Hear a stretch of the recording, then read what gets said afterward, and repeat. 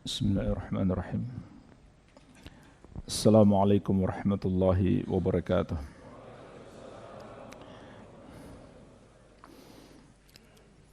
Alhamdulillahi hamdan kathiran tayyiban mubarakan fih mubarakan alaih kama yuhibbu rabbuna wa yardah.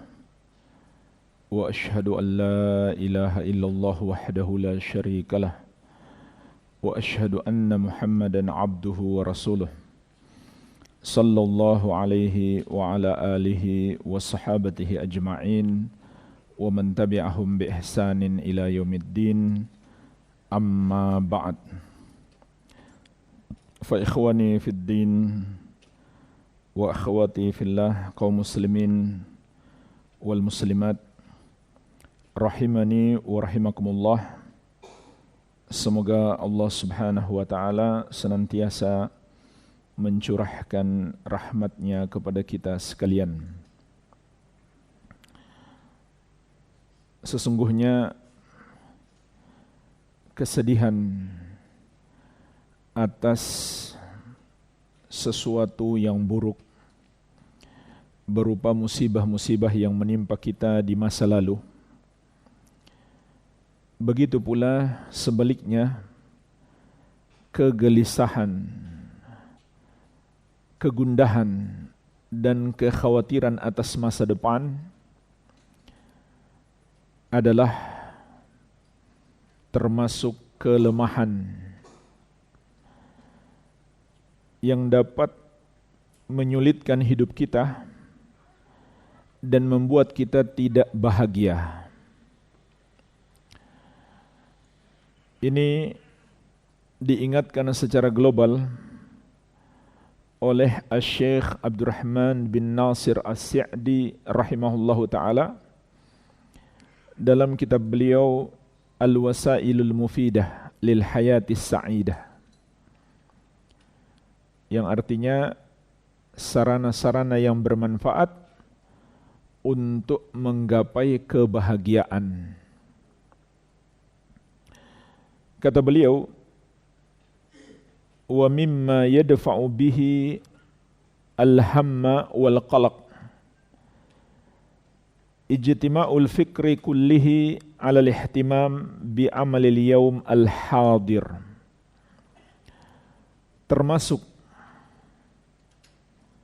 sebab untuk menghilangkan kegelisahan dan kegundahan adalah kita memfokuskan fikiran kita seluruhnya untuk memperhatikan amalan yang bisa kita lakukan hari ini, yang ada di hadapan kita sekarang, apa yang hendak kita kerjakan. Wa qat'uhu 'anil ihtimam fil waqtil mustaqbal. Dan jangan terlalu merisaukan masa depan kita. Wa 'anil hazan 'alal waqtil madi. Begitu pula sebaliknya, jangan sedihkan lagi sesuatu yang telah berlalu. Walihada ista'adzan Nabi sallallahu alaihi wasallam minal hammi wal hazani. Oleh karena itu, Nabi kita yang mulia Nabi Muhammad sallallahu alaihi wasallam pernah meminta perlindungan kepada Allah dari dua hal ini. Dua hal yang buruk.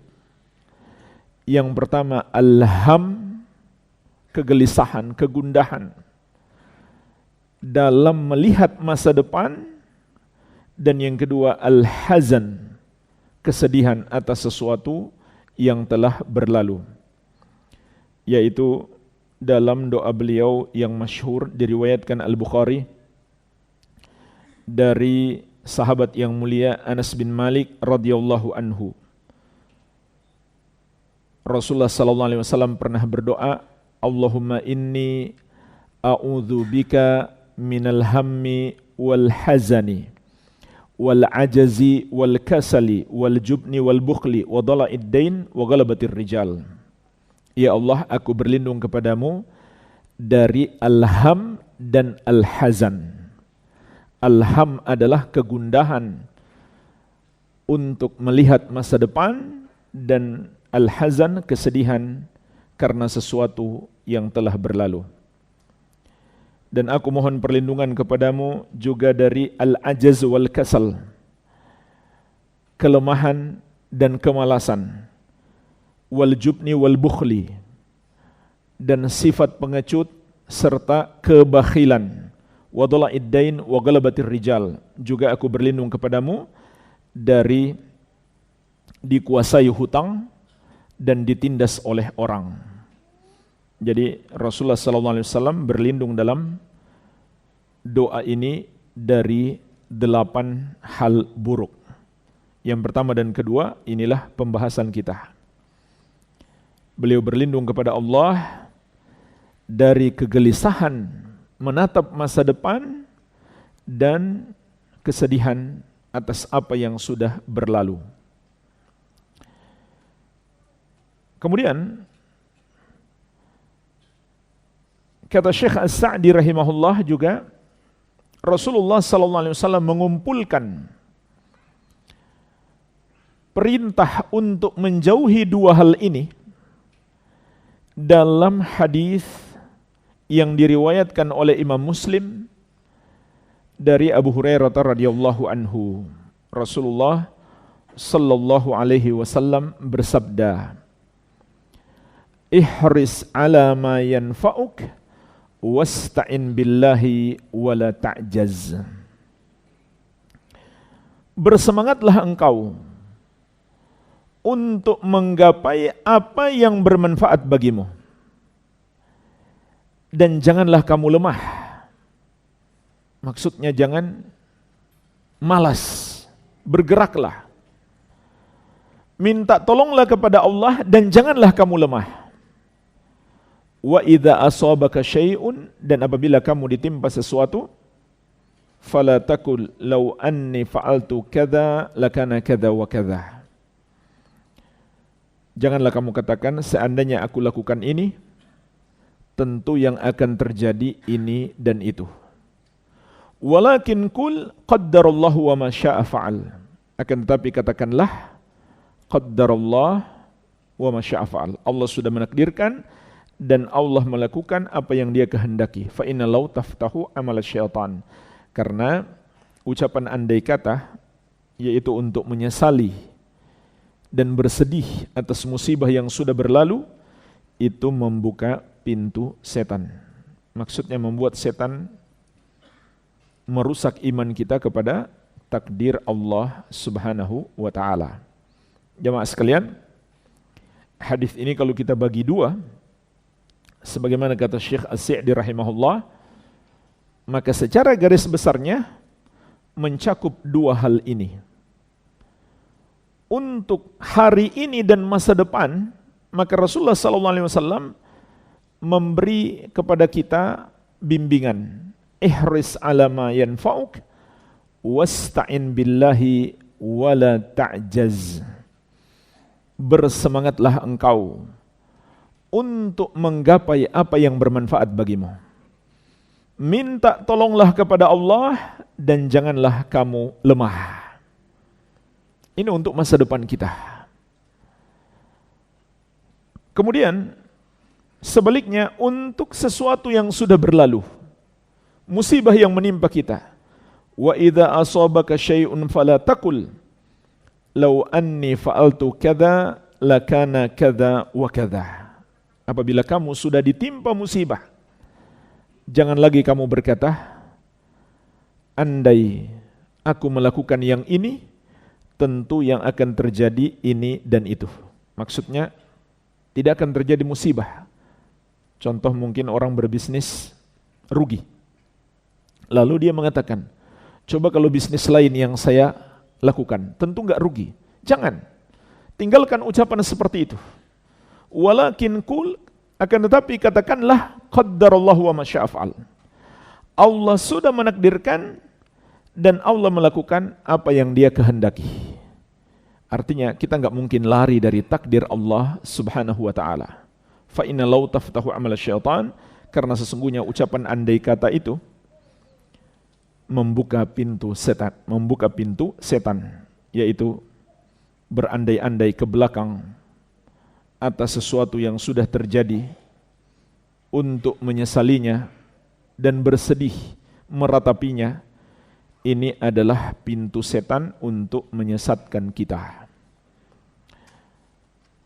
Kemudian Imam Ibnul Qayyim rahimahullah sedikit merinci tentang permasalahan ini.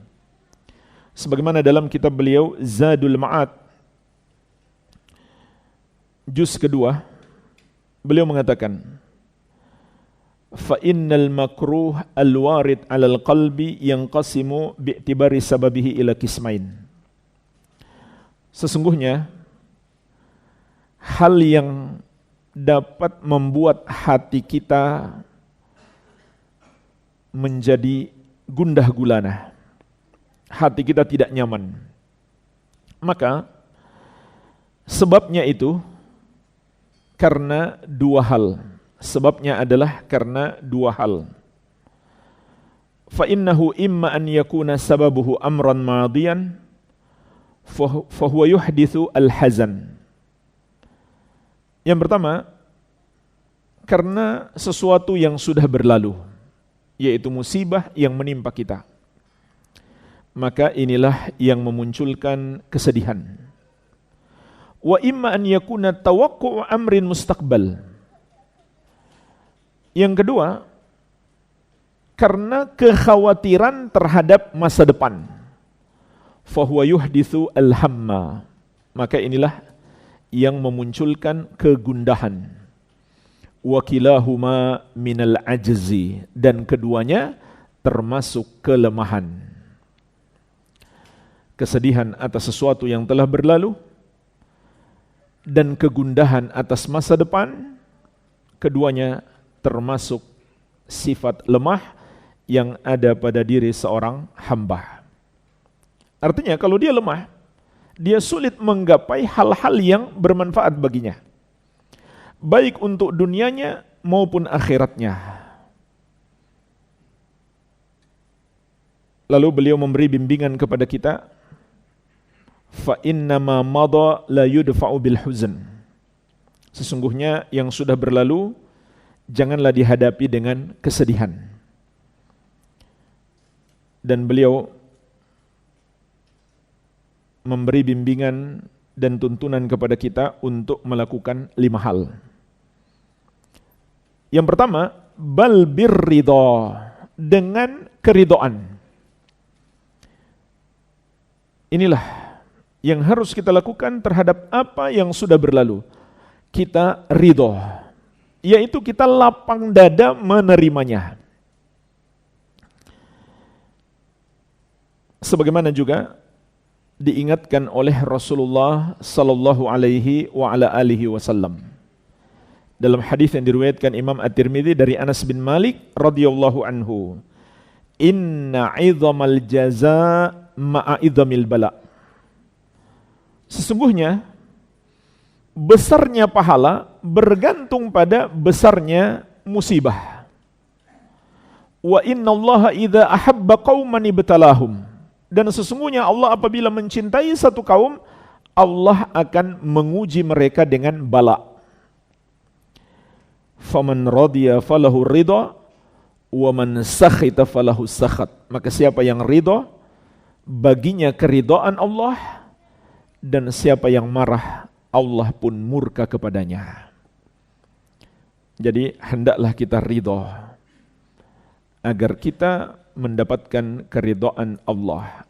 Dan apabila Allah telah meridhoi kita, tentu Allah akan mudahkan kebaikan dunia dan akhirat. Hanya saja jemaah sekalian, ulama merinci tentang apa yang seharusnya kita ridhoi. Maka di sini ada 2 hal.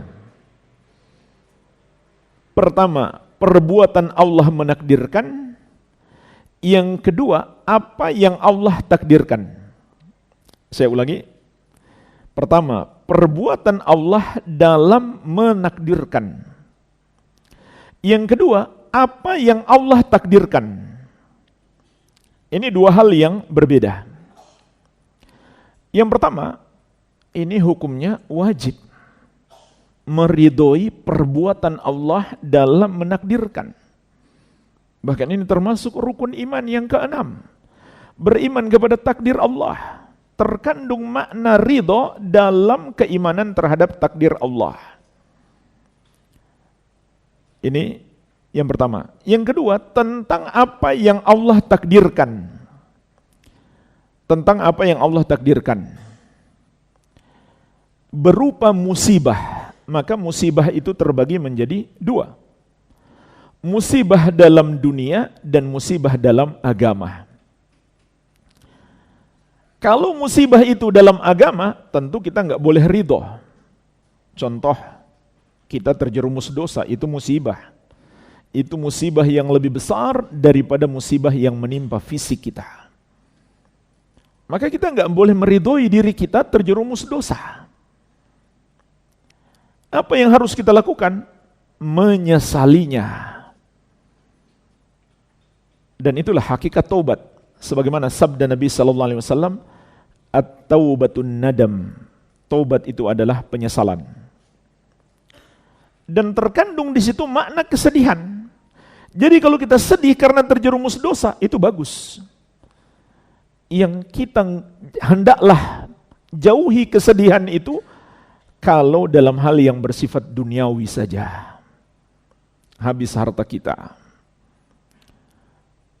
Kesehatan kita menurun mungkin karena COVID dan lain-lain. Maka kita nggak perlu sedih. Tapi kalau kita terjerumus dosa, hendaklah kita bersedih.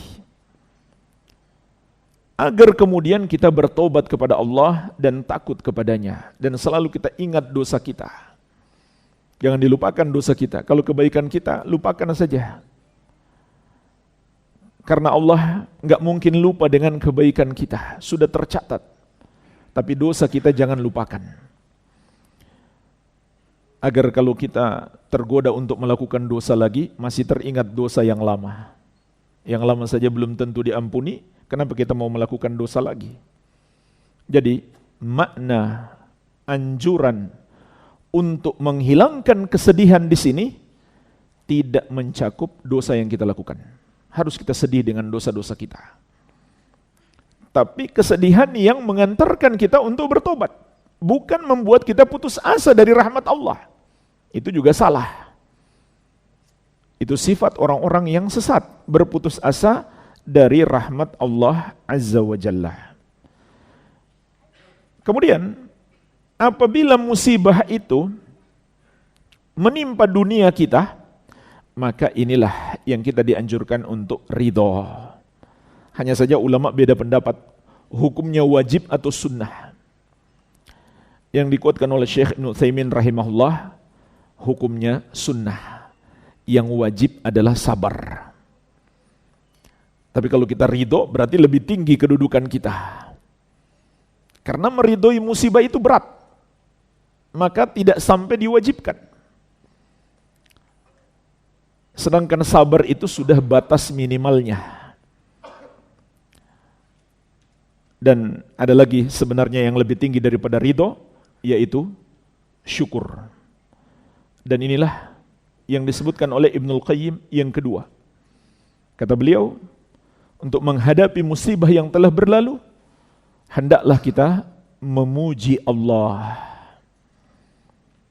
Memuji Allah jemaah sekalian. Dan ini tingkatan orang-orang yang mengerti hakikat musibah. Mereka akan memuji Allah, mereka akan bersyukur. Karena di balik musibah banyak sekali kebaikan. Dosa-dosa diampuni, pahala sabar, Allah mungkin menggantikan kepada kita dengan yang lebih baik, dan masih banyak lagi kebaikan musibah. Dan secara khusus jamaah sekalian, tentang keutamaan mengucapkan Alhamdulillah saat ditimpa musibah, ada sebuah hadis yang diriwayatkan At-Tirmidzi dari Abu Musa Al-Asy'ari radhiyallahu anhu tentang orang tua yang wafat anaknya. Kita sebagai orang tua memahami betapa cintanya kita kepada anak dan betapa sedihnya kita kalau kehilangan anak. Anak sakit saja luar biasa kesedihan kita. Bagaimana kalau kita kehilangan anak? Maka orang tua yang bersabar dan tetap memuji Allah walaupun dia tertimpa musibah kehilangan anak, itu keutamanya sangat besar. Rasulullah sallallahu alaihi wasallam mengatakan, "Idza mata waladul abdi qala Allah Ta'ala li malaikatihi." Kalau wafat anak seorang hamba, maka Allah berkata kepada para malaikatnya, "Qabattum walada abdi." Kalian telah mengambil anak hambaku. Fayaquluna na'am. Para malaikat menjawab, "Ya." Fayaqul, lalu Allah berfirman, "Qabattum thamarata fuadi." Kalian telah mengambil buah hatinya. Jadi penamaan buah hati untuk anak dari Allah Subhanahu wa taala dalam hadis qudsi. Fayaquluna na'am. Para malaikat pun menjawab, "Ya." Tentu Allah Maha mengetahui apa yang mereka lakukan. Fayaqul, "Madza qala 'abdi?" Lalu Allah berfirman, apa yang dikatakan oleh hambaku tersebut? Fayaquluna hamidaka wastarja. Para malaikat menjawab, hambamu itu memujimu dan mengucapkan inna lillahi wa inna ilaihi raji'un. Jadi anaknya wafat, dia mengatakan alhamdulillah.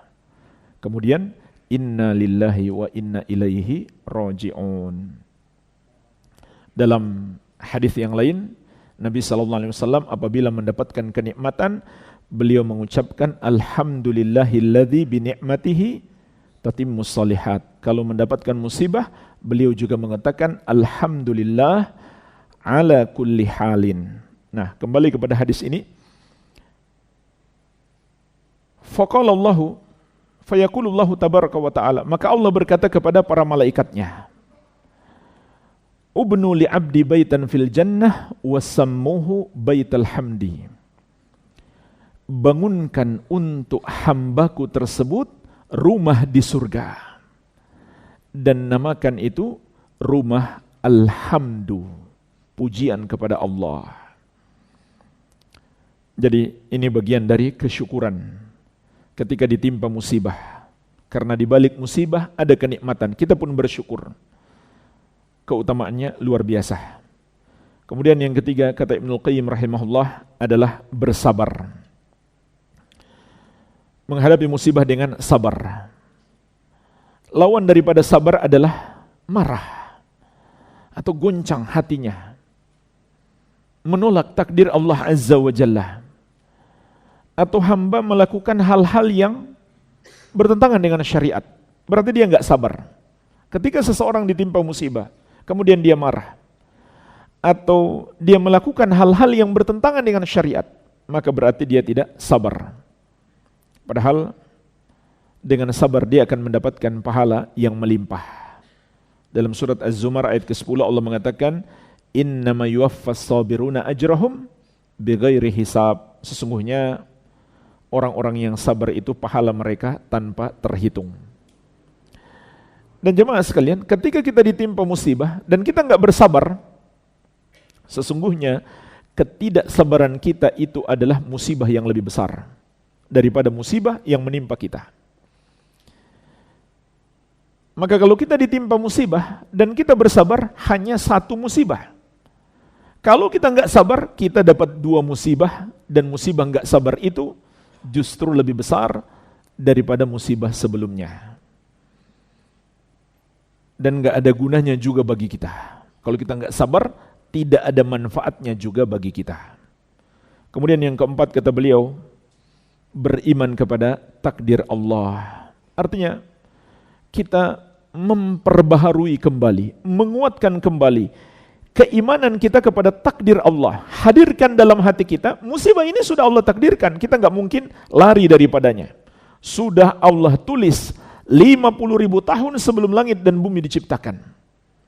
Enggak mungkin kita lari daripadanya. Maka ini akan membuat kita lebih tenang menghadapi musibah. Kita mau ngapain pun enggak akan bisa lari. Sudah Allah takdirkan, sudah Allah tuliskan. rufi'atil qalam wa jaffatis suhuf. Pena sudah diangkat, lembaran-lembaran telah mengering. Apa yang sudah Allah takdirkan tidak mungkin tidak, pasti terjadi. Dan jemaah sekalian, ketahuilah, ketika kita ditimpa musibah dan kita perbaharui keimanan kita kepada takdir Allah, maka kita akan mendapatkan anugerah yang sangat besar sekali, yaitu hidayah. Sebagaimana Allah sebutkan di surat At-Taghabun ayat ke-11, ma asaba min musibatin illa biiznillah wa may yu'min billahi yahdi qalbah wallahu bikulli syai'in alim.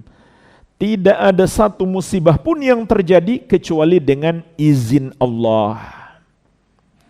Baik musibah yang menimpa dunia maupun musibah yang menimpa agama, semua terjadi dengan izin Allah. Wa may yu'min billahi yahdi qalbah, dan barang siapa yang beriman kepada Allah, maksudnya mengimani, itu terjadi sesuai dengan takdir Allah, maka apa yang Allah akan berikan kepadanya? Yahdi qalbah, Allah akan berikan hidayah kepada hatinya. Makanya jemaah sekalian, banyak kita lihat orang ketika ditimpa musibah, dia dapat hidayah karena dia sabar dan dia perbaiki keyakinannya bahwa ini takdir Allah yang tidak mungkin lari daripadanya. Sebaliknya, banyak orang yang diberikan nikmat dunia, tidak pernah ditimpa musibah dunianya, dia malah tambah sesat. Kemudian yang kelima, kata Ibnu Qayyim rahimahullah, wa qaulil abdi qaddarallahu wa ma syaa fa'alah. Hendaklah hamba mengucapkan qaddarallahu wa ma syaa fa'ala, sesuai hadis yang kita sebutkan tadi.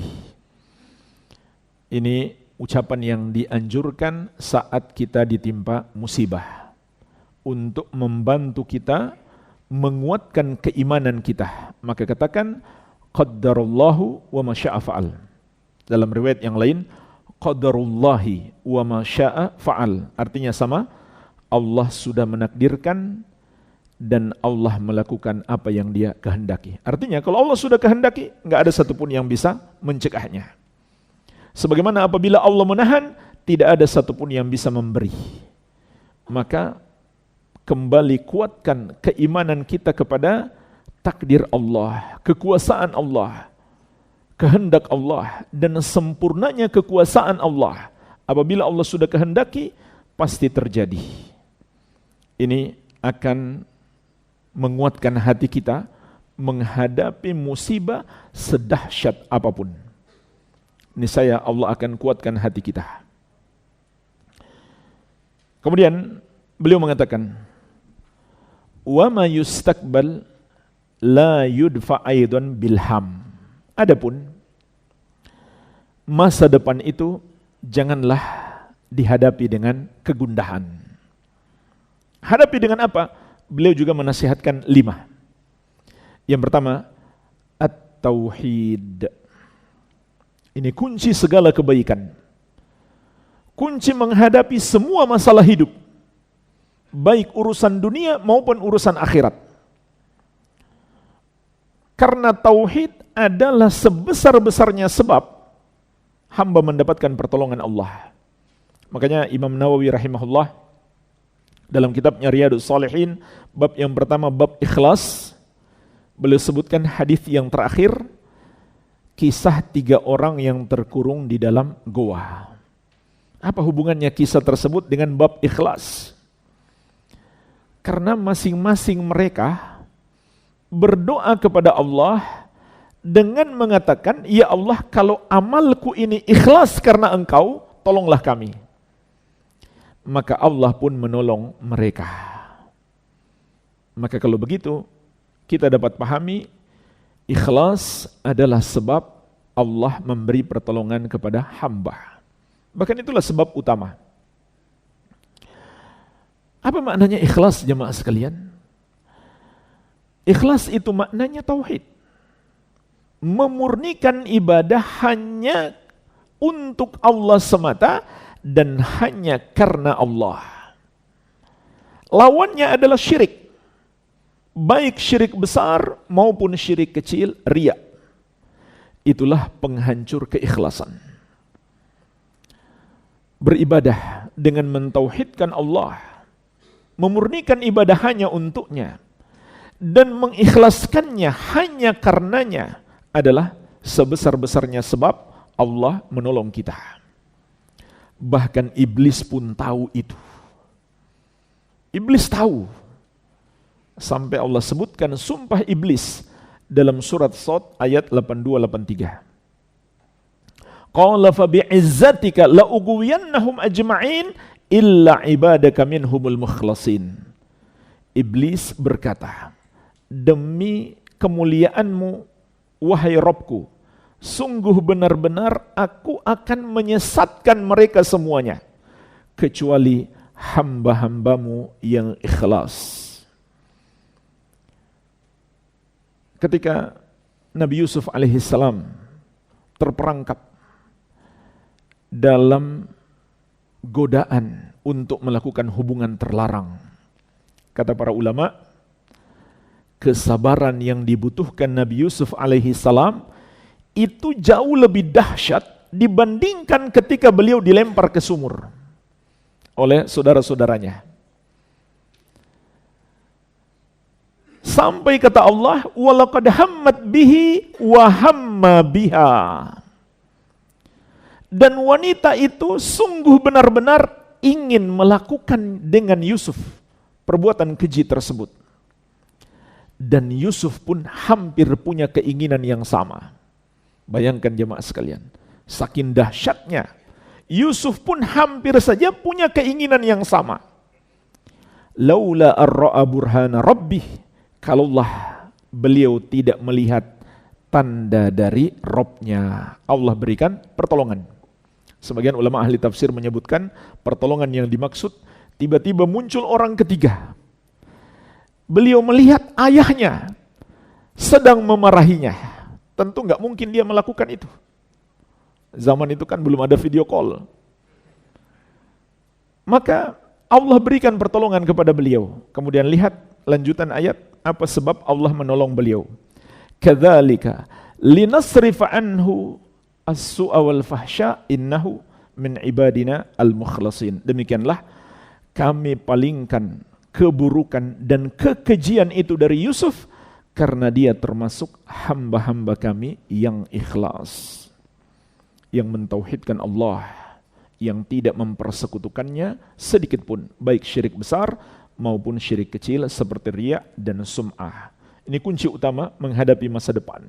Kunci utama menggapai pertolongan Allah, tauhid. Yang kedua kata beliau, at-tawakkul, bertawakal kepada Allah Azza wa Jalla. Ini pun bagian daripada tauhid. Hanya saja beliau ingin memberi penekanan. Sebab kata para ulama, at-tawakkul nihayatu tahqiqi tauhid. Tawakal itu adalah puncak pengamalan tauhid, yaitu ketika seorang hamba bergantung hati hanya kepada Allah yang satu saja. Dia tidak lagi bergantung dan berharap kepada siapapun. Walau dia punya orang kuat temannya atau saudaranya, dia nggak bergantung sama sekali. Ketika dia sakit, walaupun dia punya kenalan dokter hebat, dia punya uang untuk berobat sampai ke luar negeri, dia tidak bergantung kepada itu. Hatinya tidak bergantung kepada itu sedikit pun. Sama saja bagi dia. Dia punya sesuatu atau nggak punya sesuatu, sama saja bagi dia. Karena dia bergantung hanya kepada Allah yang satu saja. Dan Allah tidak akan menyia-nyiakan sedikit pun orang yang bergantung kepadanya. Karena Allah sudah berjanji dalam surat At-Talaq ayat ketiga, وَمَنْ يَتَوَكَّلَ عَلَى اللَّهِ فَهُوَ حَسْبُهُ. Barang siapa bertawakal kepada Allah, maka cukuplah Allah sebagai penolongnya. Artinya, pasti Allah menolongnya, tidak mungkin tidak. Pasti Allah memberi pertolongan kepadanya. Dan juga jemaah sekalian, bergantung hati kepada selain Allah termasuk dosa terbesar, termasuk syirik. Namun bisa jadi syirik besar, bisa jadi syirik kecil. Contoh jemaah sekalian, seseorang yang ingin sembuh dia yakin Allah yang menyembuhkannya, tapi hatinya bergantung kepada dokter, hatinya bergantung kepada obat, maka itu adalah syirik kecil. Tapi kalau dia sudah tidak yakin lagi Allah satu-satunya yang menyembuhkannya, maka menjadi syirik besar. Atau hatinya bergantung kepada sesuatu yang dia yakini memiliki kekuatan yang maha mampu memberi pertolongan kepadanya, seperti keyakinan mereka terhadap makhluk yang mereka yakini sebagai penguasa di pantai tertentu, di gunung tertentu. Kalau hati mereka bergantung kepadanya, maka itu adalah syirik besar. Atau bergantung kepada selain Allah dalam sesuatu yang hanya mampu dikabulkan oleh Allah. Tadi baru saya sebutkan 3 bentuk tawakal yang syirik besar. Karena enggak mencatat, ana yakin hafalannya kuat. Ya. 3 bentuk tawakal yang hukumnya syirik besar. Kalau lupa bisa lihat rekaman. Jadi bertawakal kepada selain Allah bisa jadi syirik kecil, bisa jadi syirik besar. Syirik besar contohnya 3 bentuk tadi. Kemudian yang ketiga kata Ibnu Qayyim rahimahullah, wal intirah baina yaday Rabbi ta'ala, dan berpasrah diri di hadapan Allah tabaraka wa ta'ala. Artinya kita memasrahkan seluruh hidup kita dan seluruh urusan kita hanya kepada Allah yang satu saja. Jangan sedikit pun kita berharap kepada selain Allah subhanahu wa ta'ala. Maka menjadi tenang hidup kita. Kemudian yang keempat, wal istislam lahu, dan berserah diri serta tunduk patuh kepada Allah. Yaitu tunduk kepada ketetapannya, baik ketetapan takdirnya maupun ketetapan syariatnya. Kita berserah diri dan tunduk patuh kepadanya. Enggak boleh kita melawan takdir, enggak boleh pula kita melawan syariat Allah Azza wa Jalla. Dan yang kelima kata beliau, warridha bihi rabban fi kulli syai'in, dan meridhoi Allah sebagai Rabb dalam semua urusan kita. Wala yarda bihi rabban fima yuhibbu duna ma yakrah, dan janganlah seorang itu hanya meridhoi Allah sebagai Rabbnya pada apa yang dia cintai, tidak pada yang dia benci. Artinya jemaah sekalian, dalam semua urusan kita, baik sesuatu yang kita senangi, yang kita dapatkan, ataupun sebaliknya musibah yang menimpa kita, maka kita ridhoi Allah sebagai Rabb kita. Artinya kita yakin ini semua ketentuan Allah, kepadanya kita bersandar, kepadanya kita mohon pertolongan. Sampai kata Ibnu Qayyim rahimahullah sebagai penutup, wa hadza min hikmatil azizil hakim, dan termasuk hikmah Allah yang maha perkasa lagi maha hikmah, an sallata hadainil jundain alal qulubil mu'ridah anhu. Allah akan timpakan 2 penyakit ini kepada hati-hati manusia yang berpaling darinya. Jadi jemaah sekalian, Ibnu Qayyim rahimahullah juga mengingatkan, ini 2 penyakit hati yang Allah akan timpakan sebagai hukuman kepada hati manusia yang berpaling dari Allah. Al-farighah min mahabbatihi, yang kosong dari mencintainya, wa khaufihi wa rajaihi, juga kosong dari takut dan harap kepadanya, wal inabah ilaihi, dan tidak kembali kepadanya, wat tawakkul alaihi, tidak bertawakal kepadanya, wal uns bihi, dan tidak dekat dengannya, wal firar ilaihi, dan tidak lari mendekat kepadanya, wal inqita' ilaihi, dan tidak mencukupkan diri hanya dengannya, dengan Allah Azza wa Jalla.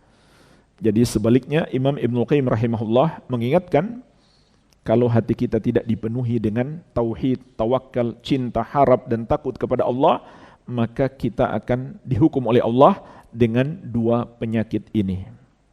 Dan jemaah sekalian, bagi orang yang pernah merasakan, dia tahu ini lebih berat ujiannya daripada musibah yang menimpa fisik.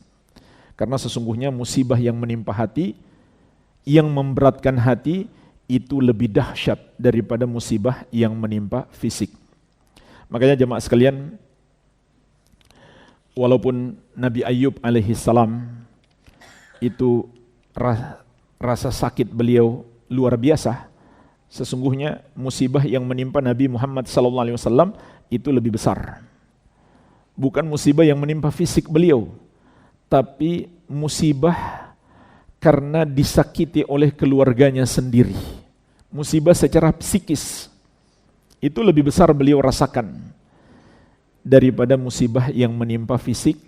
Sebab jamaah sekalian, musibah para nabi dan rasul itu lebih besar daripada orang-orang biasa. Asyaddun nasi bala'an al-anbiya thummal amthal fal amthal.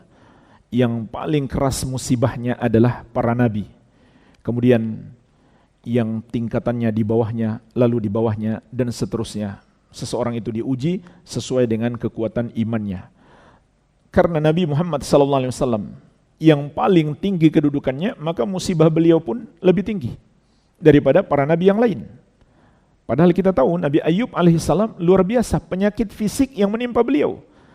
Tapi musibah yang menimpa Nabi Muhammad SAW yang membutuhkan kesabaran beliau itu lebih dahsyat, yaitu musibah yang menimpa hati beliau. Jadi Imam Ibnu Qayyim rahimahullah mengingatkan, musibah yang menimpa hati itu juga bisa jadi adalah hukuman yang Allah berikan kepada orang-orang yang berpaling dari Allah Subhanahu wa ta'ala. Di sini sudah ada pertanyaan. Keluar tema karena urgen, bolehkah anak laki-laki menjadi wali nikah ibunya karena dari pihak keluarga tidak ada satupun yang bisa dijadikan wali kecuali anak laki-lakinya? Boleh. Anaknya bisa menjadi wali bagi ibunya. Tidak masalah. Anak adalah wali bagi ibunya. Wallahu alam. Ada pertanyaan lain? Silakan.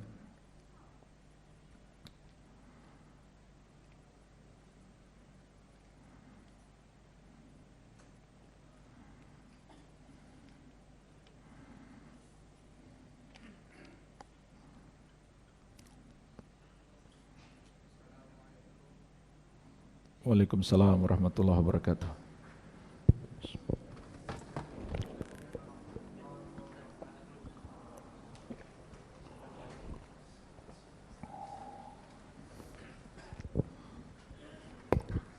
Waalaikumsalam warahmatullahi wabarakatuh.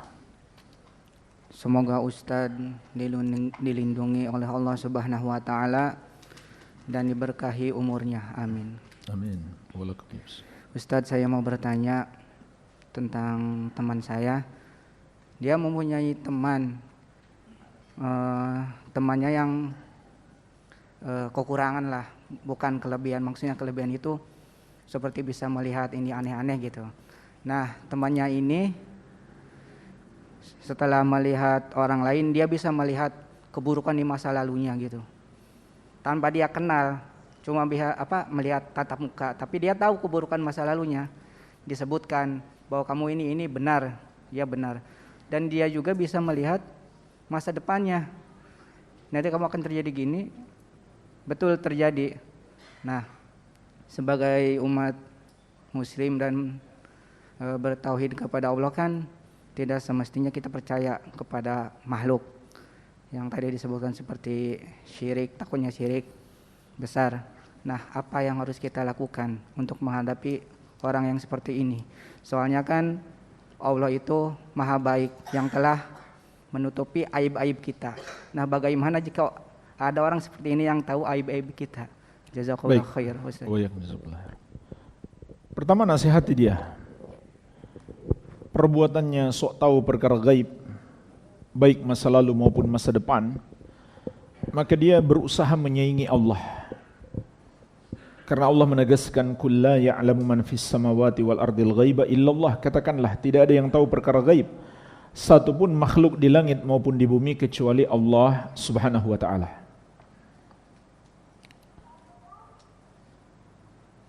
Bahkan Nabi Muhammad sallallahu alaihi wasallam pun tidak mengetahui kecuali sedikit yang Allah wahyukan kepada beliau. Dan Allah tidak akan mewahyukan kecuali kepada para rasul. Alimul ghaibi fala yudhiru ala ghaibihi ahadan illa man irtada min rasulin. Allah yang maha tahu perkara gaib. Allah tidak menampakkan perkara gaib itu kepada seorang pun kecuali rasul yang Allah ridhoi. Bahkan Nabi SAW diperintahkan oleh Allah untuk mengatakan, walau kuntu a'lamul ghaiba lastakthartu minal khair wa ma massaniya su. Andai aku tahu perkara gaib, tentu aku akan memperbanyak kebaikan saja dan tidak akan ditimpa keburukan. Nabi SAW di perang Uhud pecah gigi beliau dan terluka kepala beliau, menunjukkan beliau tidak tahu perkara gaib. Beliau tidak tahu mau ada serangan datang, beliau enggak bisa menghindar karena tidak tahu. Bagaimana mungkin kita yakin ada orang yang lebih hebat daripada Nabi Muhammad SAW dalam hal tersebut? Maka kita pun paham dia adalah pendusta besar. Kita azan dulu insyaallah, kita lanjut setelah azan. Adapun kalau yang dia katakan tentang masa depan atau masa lalu itu betul-betul terjadi seperti yang dia katakan, maka dua kemungkinan. Pertama, itu hanya kebetulan. Yang kedua, dia dibantu oleh setan. Seperti yang dikabarkan Nabi SAW, setan-setan mencuri berita dari pembicaraan para malaikat tentang tugas yang Allah berikan kepada para malaikat untuk dilakukan di muka bumi. Lalu setan-setan itu membisikkan kepada para dukun. Maka terjadilah seperti yang dia katakan, karena memang itu berita benar yang dicuri oleh setan dari pembicaraan malaikat. Adapun untuk masa yang sudah berlalu itu lebih mudah lagi, karena jin itu kan bisa hidup lebih panjang daripada manusia.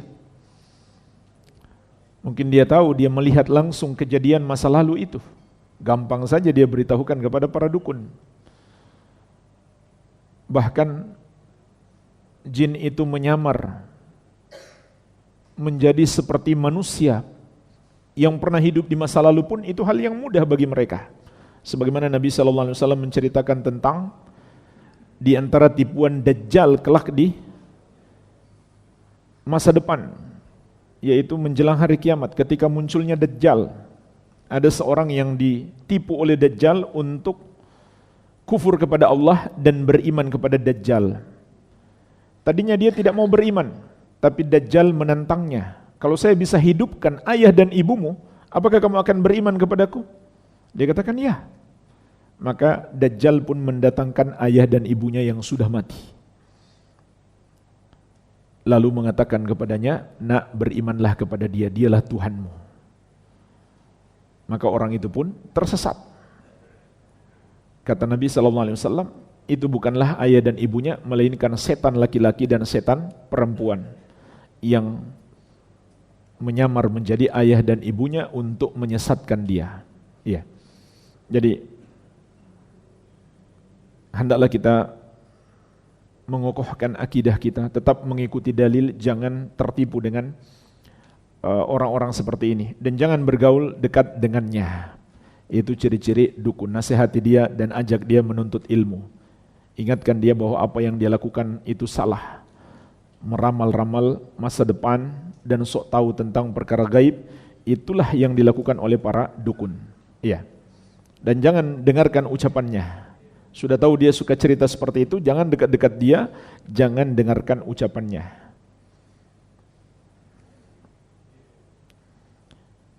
Saya sudah mengaji tapi sering gundah dengan masa depan. Apakah ada yang salah dengan hati saya dan bagaimana sikap saya? Itulah yang kita bahas dari awal sampai akhir tadi. Ya. Jadi intinya, kalau kita mau simpulkan, kunci utamanya kembali kepada tauhid. Kalau begitu kita harus mendalami ilmu tentang tauhid. Dan Di antara buku penting untuk kita dalami adalah kitab Tauhid. Begitu pula syarahnya, di antara syarahnya yang paling bagus adalah kitab Fathul Majid. Saya sangat menyarankan jamaah sekalian membaca kitab Fathul Majid, syarah kitab Tauhid. Mungkin ini bisa dikatakan syarah yang terbaik terhadap kitab Tauhid. Ini luar biasa untuk mendalami ilmu tentang Tauhid. Kunci utamanya kembali kepada Tauhid.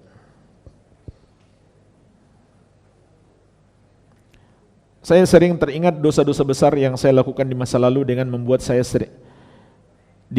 sehingga membuat saya sering ragu. Saya sering teringat dosa-dosa besar yang saya lakukan di masa lalu sehingga membuat saya sering ragu terhadap masa depan. Saya takut terhadap masa depan saya akan begini dan begitu. Bagian yang pertama sudah betul. Kita harus selalu mengingat dosa-dosa kita untuk menyesalinya, sehingga kita tidak mengulangi kembali di masa yang akan datang. Dan itulah hakikat taubat. At-taubatu an-nadam. Nabi SAW menegaskan hakikat taubat adalah penyesalan. Tapi bagian yang kedua, hendaklah dirubah. Justru sebaliknya, kalau kita sadari masa lalu kita banyak dosa, seharusnya kita semangat untuk menutupi dosa itu. Menutupi dengan taubat dan memperbanyak amal soleh. Ihris ala ma yanfa'uk. Bersemangatlah untuk menggapai apa yang bermanfaat bagimu. Baik bermanfaat untuk dunia maupun bermanfaat untuk akhirat. Wasta'in billah, dan minta tolonglah kepada Allah. Wala ta'jaz, dan jangan lemah. Ini sudah diingatkan oleh Rasulullah sallallahu alaihi wa ala alihi wasallam. Itu yang kita lakukan terhadap masa depan. Maka bergantunglah kepada Allah untuk menghilangkan segala kegundahan, kekhawatiran terhadap masa depan. Kunci utamanya adalah bertawakal. Bergantung hati hanya kepada Allah Subhanahu wa taala, maka pasti Allah akan menolong kita. Pasti Allah akan menolong kita. Karena itu janji Allah. Semua penyakit hati apapun dapat dihilangkan dengan tawakal. Kekhawatiran-kekhawatiran sampai khawatir terhadap kesialan misalkan, hilangkan dengan tawakal. Sebagaimana kata Ibnu Mas'ud radhiyallahu anhu, "Wa ma minna illa walakinnallaha yudhibuhu bittawakkul."